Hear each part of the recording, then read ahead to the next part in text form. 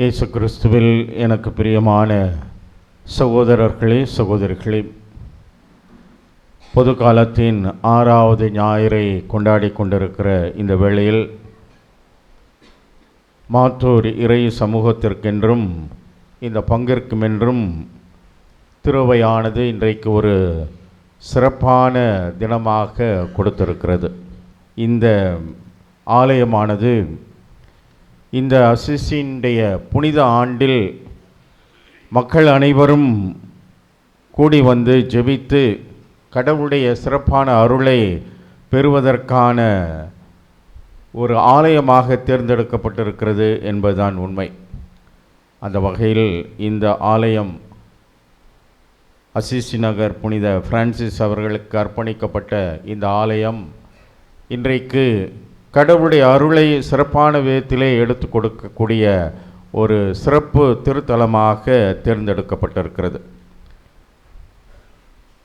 திருத்தந்தை லியோ அவர்கள் ஜனவரி மாதம் 10ஆம் தேதி, அதாவது 2026ஆம் ஆண்டு ஜனவரி மாதம் 10ஆம் தேதியிலிருந்து ஓராண்டுக்கு, அதாவது 2027ஆம் ஆண்டு ஜனவரி மாதம் 10ஆம் தேதி வரையிலும் இந்த ஒரு ஆண்டு காலத்தை பிரான்சிஸின் அருள் தரும் ஆண்டு என்று அறிவித்து ஒரு ஜூபிலி ஆண்டாக நமக்கு அறிவித்திருக்கிறார். ஏற்கனவே 2025ஆம் ஆண்டை ஜூபிலி ஆண்டு என்று நினைவு கூர்ந்து பல்வேறு கொண்டாட்டங்களில் நாம் நம்மை இணைத்து கொண்டிருந்தோம்.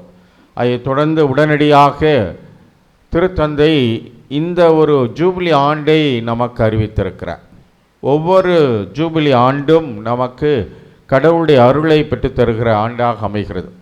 விவிலியம் நமக்கு அதைத்தான் சுட்டி காட்டுகிறது. ஒவ்வொரு 25ஆம் ஆண்டையும் ஜூபிலி ஆண்டாக அறிவித்து அந்த ஜூபிலி ஆண்டு என்பது கடவுளுடைய அருளை பெற்றுத்தருகிற ஒரு ஆண்டாக அமைய வேண்டும் என்று வலியுறுத்தி கூறுகிறது.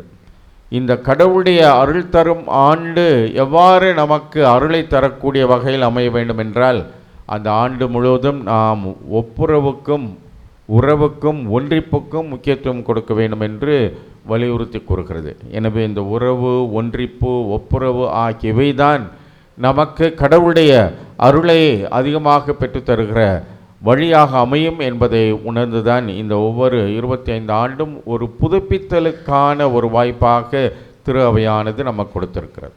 ஒவ்வொரு 25 ஆண்டும் ஜூபிலி ஆண்டு என்றால் அது நம்மையே புதுப்பித்து கொள்வதற்கான ஒரு வாய்ப்பு என்பதை அறிந்து கொள்ள வேண்டும். அப்படி என்று பார்க்கும் பொழுது, எதற்காக திருத்தந்தை இந்த ஆண்டை புனித பிரான்சிஸின் அருள் தரும் ஆண்டு என்று அறிவித்திருக்கிறார் என்றால், அவர் விண்ணகம் சென்ற 800வது ஆண்டை இந்த ஆண்டு நாம் நினைவு கூறுகிறோம். எனவே அவர் இறந்து விண்ணகம் சென்ற 800வது ஆண்டு என்பது மிக மிக முக்கியமான ஒரு ஆண்டாக கருதப்படுகின்றது. எனவே குறிப்பாக பிரான்சிஸ் அசிசியாருடைய அவருடைய வாழ்வின் பின்னணியில் எந்த அளவு அவர் ஒரு புதிய வாழ்வுக்கு அல்லது கடவுளுடைய அருளை நிறைவான பெறக்கூடிய அளவில் அவர் தன்னுடைய வாழ்க்கை அமைத்து கொண்டார், அவருடைய வாழ்வு எவ்வாறு அவருடைய எளிமை மற்றும் உண்மைத்தனத்தின் வழியாக கடவுளுக்கு ஏற்புடையதாக இருந்தது என்கின்ற அந்த ஒரு பின்னணியில் இந்த ஆண்டை அவர் அருள் தரும் ஆண்டாக அறிவித்து அவருடைய பரிந்துரையினால் இன்னும் அதிகமான கடவுளுடைய அருளை பெற்று நாம் வாழ்வதற்கான வாய்ப்பை திருவையானது நமக்கு கொடுத்திருக்கிறது. அன்புமிக்க சகோதரர்களே சகோதரிகளே, புனித அசிசியாருடைய வாழ்வை பார்க்கும் பொழுது மிக மிக எளிமையான ஒரு வாழ்வு அவருடைய வாழ்வின் சிறப்பாக நமக்கு எடுத்து காட்டப்படுகிறது. அதே போன்று உண்மையுள்ள ஒரு மனிதராக, அதாவது கடவுளுடைய விருப்பத்தை ஏற்று அதை நிறைவேற்றுகிற உண்மையுள்ள மனிதராக அவர் வாழ்ந்தார் என்பதுதான் அவருடைய வாழ்வின் சிறப்பாக அமைகிறது. எந்த அளவிற்கென்றால், அவர் தன்னுடைய எளிமையான வாழ்வினால் தன்னுடைய உடன் வாழ்கிற அனைத்து துறவியருக்கும் மிகச் சிறந்த ஒரு எடுத்துக்காட்டாக அமைந்தார். அதே போன்று கடவுளுடைய திட்டத்தை ஏற்று பணி செய்கிற அந்த முறையில் அவருக்கு உண்மை உள்ளவராக இருந்தார் என்பதுதான் அவருடைய வாழ்விலே நாம் பார்க்கிற சிறப்பு பண்புகளாக அமைகிறது. இந்த நற்பண்புகளை மையப்படுத்தி தான் திருத்தந்தை இவரில் விளங்கிய இந்த நற்பண்புகள் நம்முடைய வாழ்க்கையிலும் வெளிப்பட வேண்டும் என்று வலியுறுத்தி கூறுகிறார். குறிப்பாக இந்த ஜூபிலி 2025 தொடர்ந்து திருத்தந்தை நமக்கு கொடுத்திருக்கிற ஒரு சிறப்பு ஏட்டின் வழியாக இந்த ஏழ்மை எளிமை, அதாவது ஏழைகள் பால் நமக்கு இருக்கக்கூடிய ஒரு அக்கறை, அன்பு ஆகியவற்றை அவர் வலியுறுத்தி கூறுகிறார். புனித பிரான்சிஸினுடைய வாழ்வு எளிமையானதாக இருந்த அதே வேளையில் அவர் ஏழைகள் பால் அக்கறையும் அன்பும் கொண்டவராக இருந்தார் என்பது அவருடைய வாழ்வின் மற்றொரு சிறப்பாக அமைகிறது. எனவே இன்றைக்கு நாம் அவரை சிறப்பான விதத்தில் நினைவு கூர்ந்து கொண்டாடுகிறோம் என்றால், இன்றைக்கு அவரை போன்று நம் மத்தியிலே வாழ்கிற ஏழை எளிய மக்கள் மீது நமக்கு என்ன ஒரு அக்கறையும் அன்பும் இருக்கிறது என்று சிந்தித்து பார்க்க வேண்டும் என்பதற்காகத்தான் திருத்தந்தை நமக்கான ஒரு சிறப்பு ஏடை திலக்ஷிதி என்கின்ற ஒரு சிறப்பு ஏடையை நமக்கு கொடுத்து அந்த ஏழைகள் பால் அக்கறையும் அன்பும் கொண்டவர்களாக வாழ வேண்டும் என்று நம் ஒவ்வொருவருக்கும் அழைப்பு கொடுக்கிறார்.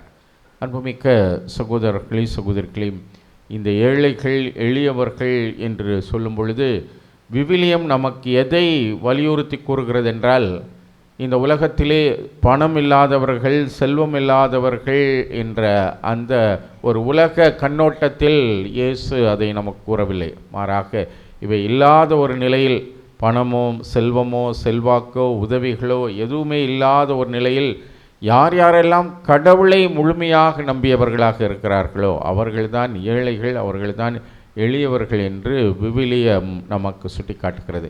எனவே கடவுள் மீது முழுமையான ஒரு நம்பிக்கை, அவர் நம்மை எந்நாளும் பாதுகாப்பார், அவர் நம்மோடு எந்நாளும் உடன் இருக்கிறார், இந்த உலகத்திலே நமக்கு இருக்கிற எல்லா துன்பங்களிலிருந்தும் தேவைகளிலிருந்து நம்மை விடுவிக்கிறவர் அவர்தான், நமக்கு தேவையான அனைத்து காரியங்களை நமக்கு நிறைவாக பெற்றுக் கொடுக்கக்கூடியவர் அவர்தான் என்ற அவரது பராமரிப்பிலும் அவருடைய பாதுகாப்பிலும் முழுமையான நம்பிக்கை கொண்டவர்கள்தான் எளிமையானவர்கள், ஏழைகள் என்று விவிலியம் நமக்கு சுட்டி காட்டுகிறார். அந்த வகையில் கடவுள் மீது முழுமையான நம்பிக்கை கொண்டவராக, அவரது பராமரிப்பில் நம்பிக்கை கொண்டவராக அசிசி நகர் புனித பிரான்சிஸ் விளங்கினார் என்பதை அவருடைய வாழ்விலிருந்து நாம் பார்த்து கொள்கிறோம். கடவுள் நமக்கு துணை இருக்கும் பொழுது நமக்கு என்ன கவலை என்ற அனைத்தையும் அவருடைய பராமரிப்பில் முழுமையாக அர்ப்பணித்தவராக அவர் வாழ்ந்திருந்தார் என்பதை பார்க்கிறோம். ஒரு சில நிகழ்வுகள் அவருடைய வாழ்க்கையில் எவ்வாறு அவர் இத்தகைய ஏழை எளிய மக்கள் என்று கருதப்படுகிற மீது அவர் அக்கறை கொண்டிருந்தார், எவ்வாறு அதே போன்று அவர் கடவுளுடைய கட்டளைகளையும் அவர் நிறைவேற்றி வாழ்ந்தார் என்பதை பார்க்கலாம். ஒரு முறை அவர் தன்னுடைய இல்லத்தில் இருக்கிற துறவிகளை எல்லாம் அழைத்து கொண்டு, வாருங்கள் நாம் நற்செய்தி அறிவிக்கப் போவோம் என்று அவர் அழைத்து வந்தார். அவர் அந்த துறவு இல்லத்தை விட்டு வெளியே வந்த உடனேயே அந்த தெருவிலே ஒரு சிறுவர் சிறுமியரெல்லாம் விளையாடி கொண்டிருந்தார்கள். உடனே அவர்களோடு இணைந்து அவர் சிறிது நேரம் விளையாடி கொண்டிருந்தார். சிறிது நேரம் கழித்து அவர் அடுத்த தெருவிற்கு பயணம் செய்யும்போது மற்ற துறவிகளும் அவரோடு சென்றார்கள். அங்கே ஒரு சில இளைஞர்கள் அமர்ந்து பேசிக்கொண்டும் அவர்கள் உரையாடி கொண்டும் இருந்தார்கள். அப்பொழுது அவர்களோடு அவர் சிறிது நேரம் அமர்ந்து அவர்களுக்கோடு உரையாடி கொண்டிருந்தார். பின்னர் அந்த இடத்தை விட்டு அடுத்த தெருவுக்கு அவர் சென்றார். அவரோடு மற்ற துறவிகளும் சென்றார்கள். அங்கே ஒரு சில வீடுகளில் முதியவர்கள், நோயாளிகள் இருப்பதை பார்த்து அவர்களோடு அமர்ந்து அவர்களோடும் சிறிது நேரம் பேசி கொண்டிருந்தார். பிறகு அந்த வீட்டை விட்டு வெளியே வந்தவுடன் உடன் வந்த துறவிகள் எல்லாம் கேட்டார்கள், வாருங்கள் நற்செய்தி அறிவிக்கலாம் போவோம் என்று அழைத்து வந்தீர்கள், ஆனால் எப்பொழுது எங்கே இந்த நற்செய்தி பணியை நீங்கள் தொடங்க போகிறீர்கள் என்று அவர் கேட்டார்கள். அப்பொழுது அவர் கூறினார், நம்முடைய இல்லத்தை விட்டு வெளியே வந்த உடனேயே நான் நற்செய்தி பணியை நான் தொடங்கிவிட்டேனே என்று கூறினார். இதை கேட்டவுடன் அந்த துறவிகளுக்கெல்லாம் ஆச்சரியமாக இருந்தது.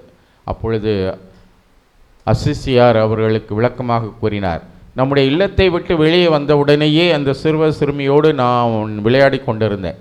அந்த சின்னஞ்சிறியவர்களோடு விளையாடி அவர்களை மகிழ்ச்சிப்படுத்தியது ஒரு மாபெரும் நற்செய்தி பணிதான். இந்த சின்னஞ்சிறியவர்களைப் போல நீங்கள் மாறாவிட்டால் நீங்கள் விண்ணரசில் சேர முடியாது என்று கூறிய அந்த இயேசுடைய வார்த்தைகளை கடைபிடிக்கிற விதத்தில் இந்த சின்னஞ்சிறுவர்களோடு என்னை முழுமையாக ஐக்கியப்படுத்தி கொண்டு அவர்களோடு விளையாடி அவர்களை மகிழ்ச்சிப்படுத்தியது மிகப்பெரிய ஒரு நற்செய்தி பணி என்று அவர் கூறினார். அதே போன்று இளைஞர்களோடு நான் அமர்ந்து உரையாடி கொண்டிருந்தேன் என்றால் என்னுடைய நேரம் போக வேண்டும் என்பதற்காக அல்ல, அல்லது அவர்களோடு மகிழ்ந்திருக்க வேண்டும் என்பதற்காக அல்ல, மாறாக பல்வேறு வாழ்வின் சூழல்களில் விரக்தியான ஒரு சூழ்நிலையில் தோல்வி மனப்பான்மையோடு பல்வேறு ஏமாற்றங்களோடு அமர்ந்திருந்த அவர்களை நான் சற்று நேரம் உரையாடி அவர்களுக்கு பல்வேறு வழிமுறைகளை காட்டி அவர்களை புது வாழ்வுக்கு வழிநடத்திய அந்த முறை நிச்சயமாக ஒரு நற்செய்தி பணிதான். ஏனென்றால் வாழ்க்கையில் எந்த திசையில் செல்ல வேண்டும், எதை தேர்ந்து கொள்ள வேண்டும், எதை நாம் செய்ய வேண்டும் என்ற தெளிவற்ற குழப்பமான சூழ்நிலையில் இருந்து அவர்களுக்கு ஒரு தெளிவை கொடுத்து ஒரு நல்ல வாழ்க்கை பாதைக்கு அவர்களை வழிநடத்தியது ஒரு மிகப்பெரிய நற்செய்தி பணிதான் என்று கூறினார். அதே போன்று முதியவர்களோடு நோயாளிகளோடு சற்று நேரம் அமர்ந்து அந்த முதுமையின் தனிமையிலும் நோயின் துன்பத்திலும் அவர்களுக்கு ஆறுதலாக கூறிய ஒரு சில வார்த்தைகள் அவர்கள் வாழ்க்கையிலே உற்சாகத்தை கொடுத்தது, அவர்களுக்கு ஒரு புதிய எழுச்சியை கொடுத்தது. நமக்கும் நம் மீது அக்கறை கொண்டு வாழ்வதற்கு இந்த உலகத்திலே மக்கள் இருக்கிறார்கள் என்கின்ற ஒரு நம்பிக்கையை அவர்களுக்கு கொடுத்தது. இதுவும் மிகப்பெரிய ஒரு நற்செய்தி பணிதான் என்று கூறினார். அன்புமிக்க சகோதரர்களே, இவை எல்லாமே நாம் தொகுத்து சிந்தித்து பார்த்தோம் என்றால் ஒவ்வொருவரும் அவருடைய வாழ்க்கையில் பல்வேறு தேவைகளோடு இருக்கிற மக்கள், அந்த தேவைகளோடு இருக்கிற அந்த மக்களோடு நம்மை ஐக்கியப்படுத்தி கொண்டு அவருடைய தேவைகளை நிறைவு செய்து அவர்களுக்கு ஒரு புதிய வாழ்க்கையில் நம்பிக்கையை கொடுப்பது தான் மிகச்சிறந்த ஒரு நற்செய்தி பணியாகவும், அதுதான் அந்த எளியவர்களை தேடிச் செல்கிற ஒரு முறையாகவும் அமைந்தது என்பதை தன்னுடைய வாழ்வின் வழியாக அவர் எடுத்துக்காட்டுவதை பார்க்கிறோம். அன்புமிக்க சகோதரர்களே, இதுதான் அசிசி நகர் புனித பிரான்சிஸ் அவர்களுடைய ஒரு எளிமையான வாழ்வின் எடுத்துக்காட்டு என்று கூறலாம். அத்தகைய ஒரு மனிதரை, அதாவது கிறிஸ்துவுடைய போதனைகளை அவருடைய மனநிலையோடு மிக நெருக்கமான விதத்திலே பின்பற்றுகிற வாழ்க்கை முறையை கொண்டது தான் அசிசியாருடைய வாழ்வு. எனவே தான் திரு அவை இன்றைக்கு அவரை மிகச்சிறந்த ஒரு புனிதராக கொண்டாடி அவர் விண்ணகம் சென்ற 800வது ஆண்டை ஒரு ஜூபிலி ஆண்டாக அறிவித்து இத்தகைய மனநிலையோடு கிறிஸ்துவை நெருக்கமான விதத்திலே பின் செல்வதற்கான வழிமுறைகளை நாமும் பெற்றுக்கொள்ள வேண்டும் என்று இந்த ஜூபிலி ஆண்டானது அறிவிக்கப்பட்டிருக்கிறது. அன்புமிக்க சகோதரர்களே, இந்த ஜூபிலி ஆண்டு பல வகைகளில் நமக்கு கடவுளுடைய அருளை பெற்றுத்தருகிற வழியாக திரு அவை நமக்கு அறிவித்திருக்கிறது. அதன் ஒரு பகுதியாகத்தான் திருச்சி மறை மாவட்டத்தில் இருக்கிற இந்த மாத்தூர் பங்கு ஆலயம், அசிசி நகர் புனித பிரான்சிஸுக்கு அர்ப்பணிக்கப்பட்ட இந்த ஆலயம் மிக சிறப்பான கடவுளுடைய அருளை பெற்றுத்தருகிற ஒரு ஆலயமாக தேர்ந்தெடுக்கப்பட்டு அறிவிக்கப்பட்டிருக்கிறது. ஏனென்றால் திருத்தந்தை அவர்கள் இவ்வாறு அசிசியார் பேரில் இருக்கிற திருத்தலங்களுக்கு சென்று சிறப்பான விதத்திலே நாம் ஜெபிக்கும் பொழுது நமக்கு பரிபூர்ண பலன் உண்டு என்கின்ற அந்த சிறப்பு சலுகையை திருத்தந்தை நமக்கு அறிவித்திருக்கிறார். திருச்சி மறை மாவட்டத்தை பொறுத்தவரையில் அசிசியாருக்கென்று அறிவிக்கப்பட்ட ஆலயம் இந்த ஒரு ஆலயம்தான். அத்தகைய ஒரு சிறப்பை நாம் வந்து பெறுகிறோம். எனவே பிரான்சிஸ் அசிசியாருடைய இந்த ஜூபிலி ஆண்டில் இந்த திருத்தலமானது ஒரு சிறப்பு தகுதியை பெறுகிறது. அந்த அளவிற்கு கடவுள் இந்த பங்கின் மீது தன்னுடைய நிறைவான ஆசியை கொடுத்திருக்கிறார் என்று கூறலாம். எனவே இந்த திருத்தலத்தை நம்பிக்கையோடு அண்டி வந்து தங்களது வேண்டுகளை நம்பிக்கையோடு அசிசியார் வழியாக கொடுக்கிற ஒவ்வொருவருக்குமே கடவுள் தன்னுடைய நிறைவான ஆசியை பெற்றுத்தருகிறார் என்பதை திருத்தந்தை நமக்கு அறிவுறுத்தியது போல நம்முடைய ஆயர் அவர்கள் இந்த ஆலயத்தை நமக்கு தேர்ந்தெடுத்து கொடுத்திருக்கிறார். எனவே இந்த ஆண்டு முழுவதும் இந்த பங்கில் மட்டுமல்ல, இந்த மறைமாவட்டம் முழுவதும் இந்த பங்கை மையப்படுத்தி பல்வேறு ஆன்மீக காரியங்கள் நடைபெற இருக்கின்றன. இந்த திருத்தலம் திருப்பயணத்திற்கான ஒரு திருத்தலமாகவும், இந்த திருப்பயணத்தின் வழியாக இந்த ஆலயத்திலே வந்து ஜெபிக்கிற ஒவ்வொருவருக்கும் அத்தகைய பரிபூர்ண பலன் உண்டு என்பதையும் ஆயரவர்கள் நமக்கு அறிவித்திருக்கிறார்கள். எனவே இந்த ஆலயத்தில் பங்கின் சார்பாக பல்வேறு சிறப்பு பணிகள் நடைபெற்றாலும் மறைமாவட்டத்தின் சார்பாக பல்வேறு திருப்பயணங்களை இறை மக்கள் மேற்கொண்டு இந்த ஆலயத்திற்கு வர இருக்கிறார்கள். அந்த வகையில் நாம் கடவுளுடைய சிறப்பான ஆசிரை பெற்றவர்களாக வாழ்கிறோம் என்பதை உணர்ந்து கொள்வோம். இன்றைய நற்செய்தி வாசகத்தின் பின்னணியிலும் நாம் சிந்தித்து பார்த்தோம் என்றால் ஒரு ஆழமான ஒரு மனமாற்றத்திற்கு இயேசு நம்ம ஒவ்வொருவரையும் அழைக்கிறார். பல்வேறு அறிவுரைகளை கூறுகிறார். கொலை செய்யாதே, ஆனால் இன்றைக்கு நான் உங்களுக்கு சொல்கிறேன். விபச்சாரம் செய்யாதே, ஆனால் இன்றைக்கு நான் உங்களுக்கு சொல்கிறேன். ஆணையிடாதே என்று கேள்விப்பட்டிருப்பீர்கள், ஆனால் இன்றைக்கு நான் உங்களுக்கு சொல்கிறேன் என்று மோசே வழியாக கடவுள் கொடுத்த அந்த கட்டளைக்கான ஒரு ஆழமான ஒரு சிந்தனையை, ஒரு புதுப்பித்தலுக்கான வழியை இயேசு நமக்கு சுட்டி காட்டுகிறார். இந்த கொலை செய்தல், விபச்சாரம் செய்தல், ஆணையிடுதல் அல்லது பல்வேறு பாவ செயல்கள் எல்லாமே வெளிப்புறத்தில் ஒரு செயலாக நாம் பார்க்கிறோம். ஆனால் இதற்கு அடிப்படையாக இருக்கிறது ஒரு மனிதனுடைய உள்ளத்தில் இருக்கிற அவனுடைய சிந்தனைகளும் எண்ணங்களும் என்று அவர் குறிப்பிடுகிறார். எனவே செயல்களை, தீய செயல்களை ஒரு மனிதன் தவிர்க்க வேண்டும் என்றால் அவனுடைய உள்ளத்தில் இருக்கிற தீய எண்ணங்களை அவன் களைய வேண்டும். அந்த தீய எண்ணங்களும் சிந்தனைகளையும் ஒரு மனிதன் தவிர்க்காமல் தீய செயல்களை அவன் தவிர்ப்பதற்கான வாய்ப்பில்லை என்று கூறி ஒரு ஆழமான ஒரு முழுமையான மனமாற்றத்திற்கு நம் ஒவ்வொருவரையும் அழைக்கிறார். அது நம் ஒவ்வொருடைய சிந்தனையிலும் ஒரு மாற்றத்தை ஏற்படுத்த வேண்டும். கொலை செய்யாதே என்றால் கொலைக்கு அடிப்படையாக இருக்கிறது ஒரு மனிதனுடைய கோபம் அல்லது சினம். எனவே அந்த கோபம், சினம் ஆகியவற்றை நீங்கள் தவிர்க்காமல் நீங்கள் அந்த வெளிப்புறத்தில் நாம் காணுகிற அந்த கொலை என்கின்ற அந்த செயலை ஒரு மனிதன் தவிர்ப்பதற்கான வாய்ப்பில்லை என்று கூறி அடிப்படையான ஒரு மாற்றத்திற்கு நம் ஒவ்வொருவரையும் அழைக்கிறார். அதே போன்றுதான் எல்லா பாவ செயல்களுக்கும் அடிப்படையாக இருக்கிறது ஒரு மனிதனுடைய எண்ணங்களும் சிந்தனைகளும் தான். நல்ல எண்ணங்கள் நல்ல செயல்களுக்கு இட்டு செல்கிறது. நல்ல செயல்கள் நல்ல வாழ்க்கை முறைக்கு ஒரு மனிதனை வழி நடத்துகிறது. தீய எண்ணங்கள் தீய செயல்களுக்கு ஒரு மனிதனை வழி நடத்துகிறது. அந்த தீய செயல்கள் நிறைந்த ஒரு மனிதனுடைய வாழ்வு தீயதாக அமைகிறது என்பது உண்மை. எனவே கிறிஸ்துவை பொறுத்தவரையில் மிக அடிப்படையான ஒரு முழுமையான ஒரு மாற்றத்திற்கு நம்ம ஒவ்வொருவரை அழைக்கிறார். அந்த ஒரு முழுமையான மாற்றத்திற்கு நாம் நம்மை உட்படுத்தி கொள்ளவில்லை என்றால் இயேசு சொல்லுவது போல பழைய துணியில் புதிய ஆடையை ஒட்டு போட்டதற்கான சமமாக அமையும். அது இரண்டையுமே பாழாக்கும் என்பதைத்தான் இயேசு நமக்கு கூற விரும்புகிறார். எனவே அடிப்படையில் இத்தகைய ஒரு ஆழமான மனமாற்றம் நம் ஒவ்வொருவரிலும் நிகழ வேண்டும். அதைத்தான் இன்றைய முதல் வாசகம் நமக்கு சுட்டி காட்டுகிறது. வாழ்வையும் சாவையும் உங்களுக்கு முன்பாக நான் வைக்கிறேன், நன்மையையும் தீமையும் உங்களுக்கு முன்பாக வைக்கிறேன், ஆசையையும் சாபத்தையும் உங்களுக்கு முன்பாக வைக்கிறேன். இவற்றை தேர்ந்து கொள்வது உங்கள் ஒவ்வொருவருடைய பொறுப்பு என்று கூறுகிறார். ஆனால் கடவுள் நமக்கு ஒரு நல்ல காரியங்களை தேர்ந்து கொள்வதற்கான மனதை கொடுத்திருக்கிறார், தேர்ந்து தெளிவதற்கான ஆற்றலை கொடுத்திருக்கிறார், பகுத்தறிவை கொடுத்திருக்கிறார், சுதந்திரத்தை கொடுத்திருக்கிறார். எனவே நல்லதையும் தீமையையும் நமக்கு முன்பாக வைக்கிறார் என்றால் எதை நாம் தேர்ந்து கொள்ள வேண்டும் என்பது நம் ஒவ்வொருவருடைய எண்ணத்தை பொறுத்ததாக அமைகிறது. நல்லதை தேர்ந்து கொண்டோம் என்றால் அது வாழ்வு பெறுவோம், தீயதை தேர்ந்து கொண்டால் அதை நம்மை அழிவுக்குத்தான் இட்டுச்செல்லும். எனவே நன்மை தீமை அல்லது நல்லது கெட்டது ஆகியவற்றை தேர்ந்து கொள்வது நம் ஒவ்வொருவருடைய கையிலும் இருக்கிறது என்பதைத்தான் இன்றைய முதல் வாசகம் நமக்கு சுட்டி காட்டுகிறது. எனவே நல்லதை நாம் தேர்ந்து கொள்ள வேண்டும் என்றால் நிச்சயமாக அந்த கடவுளுடைய அருள் நமக்கு அவசியம் என்பதை நாம் உணர்ந்து கொள்ள வேண்டும். கடவுளுடைய அருளால் தான் நிச்சயமாக நாம் நன்மையான காரியங்களை தேர்ந்து கொள்ளவும் அதன்படி வாழ்வதற்குமான ஆற்றலை நாம் பெற முடியும். இல்லை என்றால் மனித பலவீனத்திலே எப்பொழுதுமே நாம் இந்த உலக காரியங்களை பற்றியே தான் சிந்தித்து கொண்டிருப்போம், அழிவுக்குரிய காரியங்களை மட்டுமே தான் சிந்தித்து கொண்டிருப்போம். எனவே கடவுளுடைய அருள் நம் ஒவ்வொருவருக்கும் அவசியம்.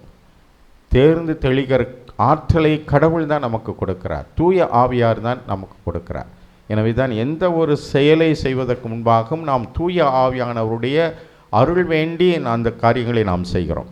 ஏனென்றால் தூய ஆவியானவர் தான் உண்மையை நோக்கி நம்மை வழி நடத்தக்கூடியவர். எனவே எது உண்மை எது நன்மை என்பதை தேர்ந்து தெளியக்கூடிய ஆற்றலை கொடுப்பது தூய ஆவியார் தான். எனவே அத்தகைய ஒரு தேர்ந்து கொள்ளக்கூடிய ஒரு ஆற்றலை கடவுள் மனிதனுக்கு கொடுத்து அதுதான் மனித வாழ்வின் ஒரு தனித்தன்மையாக இயேசு நமக்கு சுட்டி காட்டுகிறார். இன்றைய நற்செய்தி வாசகம் மழை பொழிவின் ஒரு பகுதியாக அமைகிறது. மத்தேயு எழுதிய நற்செய்தி 5, 6, 7 அதிகாரங்கள் மலை பொழிவென்று அழைக்கப்படுகிறது. அந்த மலை பொழிவின் இறுதி 7வது அதிகாரத்தின் இறுதி பகுதியை நாம் வாசித்து பார்த்தோம் என்றால் அங்கே 2-3 எடுத்துக்காட்டுகளை இயேசு நமக்கு கொடுக்கிறார்.